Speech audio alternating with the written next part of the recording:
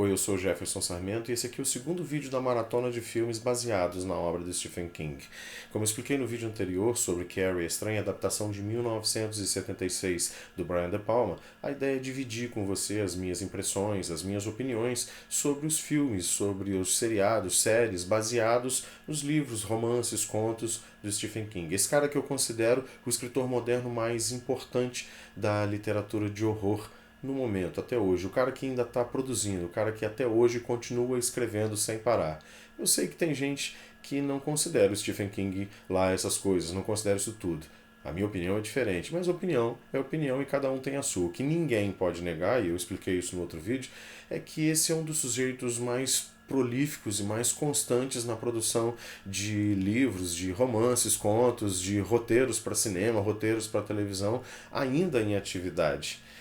Então hoje eu vou dividir com você a minha opinião sobre a segunda adaptação de um texto do Stephen King. Na verdade, a adaptação do segundo livro do Stephen King, Salem Slot, que é uma história de vampiros, que foi publicada em 1975. Essa adaptação foi feita para televisão em 1979. E, sinceramente, é até difícil, é até bastante difícil de falar sobre essa adaptação. Mas vamos conversar sobre ela sim. Então segura aí um pouquinho enquanto a vinheta roda.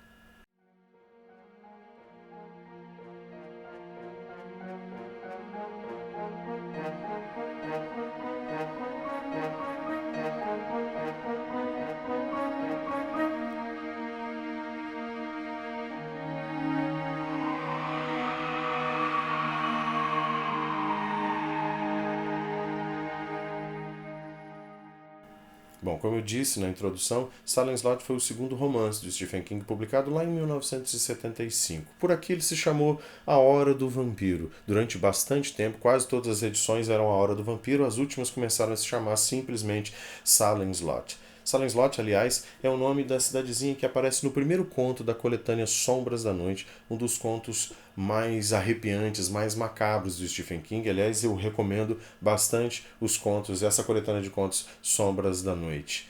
Quanto à adaptação de 1979, eu acho que ela tem o mérito de ser quase desconhecida no Brasil e eu acho que deveria continuar assim. Quando eu li A Hora do Vampiro a primeira vez, emprestada por um colega meu chamado Rodrigo Teixeira, lá nos primórdios da nossa adolescência, eu descobri que existia uma adaptação feita para televisão e eu andei atrás dessa adaptação durante muitos anos mesmo.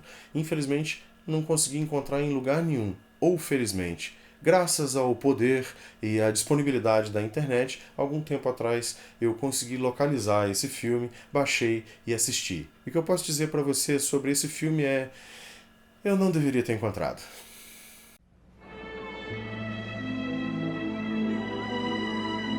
Ben Mears has been away too long.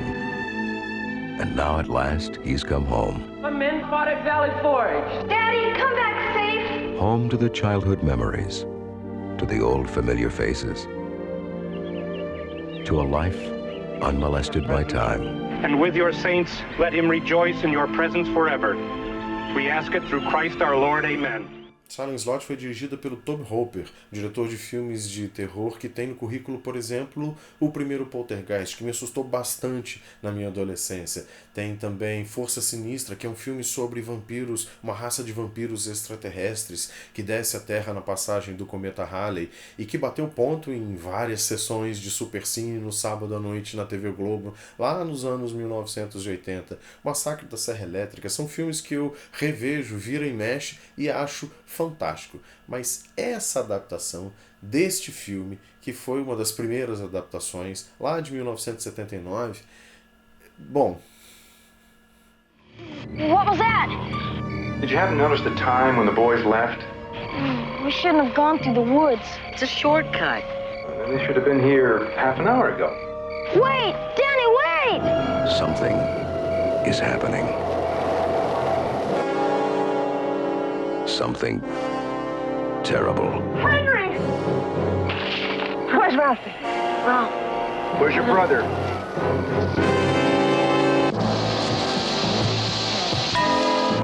O livro do Stephen King e a adaptação do Tobe Hooper acompanham o personagem Ben Mears, que é um escritor que está voltando para sua cidade natal, Jerusalem Slot, a Salem Slot do título. Ele está tentando escrever um livro novo, talvez um best-seller baseado no que ele viveu ali na cidade, na infância dele, talvez nos traumas de infância, quem sabe na mansão Marston, que é uma casa super soturna, meio assombrada, que fica numa colina da cidade, onde ele mesmo, o próprio Ben, viveu uma cena extremamente traumática quando era criança. Você vai encontrar vários personagens ao longo da obra toda do Stephen King, em romances e contos, em novelas, em que esse personagem principal é um escritor às voltas com um bloqueio criativo ou tentando confrontar o passado, confrontar os próprios fantasmas. Mas aqui, em Salem Slot, eu acredito que Stephen King queria, na verdade, era fazer uma reverência ao clássico Drácula de Bram Stoker, inclusive com citações diretas e até um personagem que é o Abraham Van Helsing, cuspido e escarrado. There's a dead man upstairs. Bill! Yea, though I walk through the valley of the shadow of death, I will fear no evil. Look at me. Ned Tibbetts' body has disappeared from the morgue. Thy rod and thy staff, they comfort me. Bill!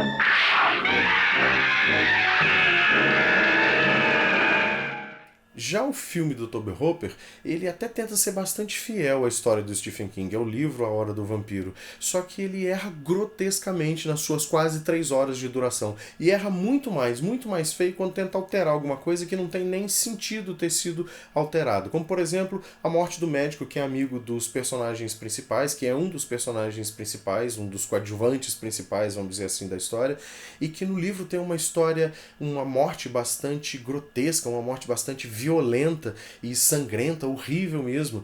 Ele cai de uma escada, é uma armadilha que os vampiros prepararam e é empalado por facas. Isso é descrito na narrativa com bastante detalhe.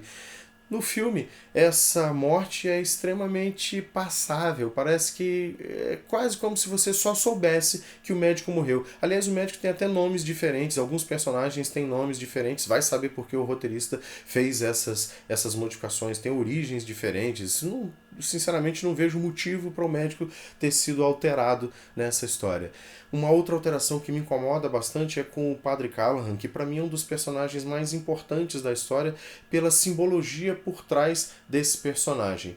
O Stephen King escreveu 2 cenas bastante emblemáticas, que eu considero bastante emblemáticas para a história, para a mitologia por trás da história do vampiro. São 2 cenas bastante impactantes. A primeira delas, o padre está confrontando o vampiro com uma cruz e está tentando vencer o vampiro com a sua fé, e o vampiro percebe que o padre não tem tanta fé assim, que é um homem falho, que é um homem que não é tão temente assim a Deus, e o vampiro consegue subjugar o padre. A segunda cena é quando o padre, já subjugado, o padre que já foi tentado, digamos assim, ou já foi atacado pelo vampiro, ele tenta entrar na igreja e ele não consegue de jeito nenhum, porque ele agora é um renegado, ele faz parte das criaturas da noite, vamos dizer assim. Stop, holy man! You can do nothing against the master.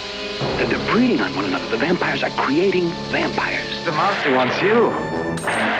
Outra abominação do filme é a caracterização do vampiro à la Nosferatu, com uma maquiagem feia, tosca, pobre. Parece mais um rato desnutrido e pelado do que um vampiro que se respeite. Em poucos dias, a população da cidade se transforma numa horda de vampiros sedentos, sangrentos, mas é um bando de vampiro bastante canastrão, cheio de trejeitos exagerados, um bando de vampiro babão. Em suma, o filme é uma bomba, uma chatice que dura 3 horas, que foi feito para ser uma minissérie, passar em capítulos na televisão, e que acho que ninguém deveria assistir essa porcaria. O ator principal, David Soul, ele era um dos atores principais do seriado Starsky Hutch, e a atriz principal, que faz a mocinha da história, é a Bonnie Bedelia, que foi a esposa do Bruce Willis em Duro de Matar 1 e Duro de Matar 2. É muito mais chata até do que ele, ninguém aguenta essa porcaria. Eu sinceramente gostaria que todos os atores, inclusive os principais, o molequinho que sobrevive e o Ben Mears, morresse queimado na fogueira no final da porcaria da história. Pronto, falei, dei spoiler. Que se dane.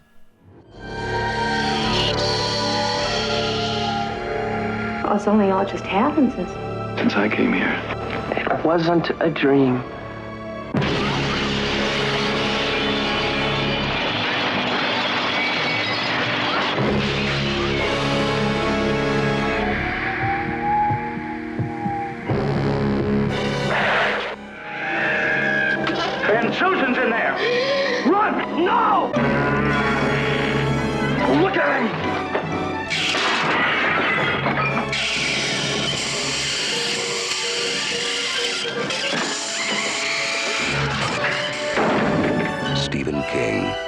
best-selling author of Carrie and The Shining, takes you on a startling journey. Bom, eu espero que apesar do spoiler afetado de agora a pouco, você tenha gostado desse vídeo, na proporção inversa do que eu gosto da adaptação do Tobe Hooper. Escreve aí se você já assistiu esse filme, o que você achou dele, ou se você nem nunca ouviu falar dessa adaptação, dessa pérola da teledramaturgia Yankee. Semana que vem a gente vai conversar sobre uma das adaptações mais controversas das obras do Stephen King. Eu estou falando de O Iluminado, que a gente pode até chamar de O Iluminado do Stanley Kubrick. Você tem sua opinião formada? Você acredita que o Stephen King está certo de odiar o filme? Por que você acha que o Stanley Kubrick fez todas aquelas modificações? O que você acha que tem tão diferente no filme e no livro? A gente conversa na semana que vem. Enquanto isso, curte aí esse vídeo, segue o canal se você não segue ainda, clica no sininho aí e compartilha com seus amigos. Espero de verdade que você tenha gostado.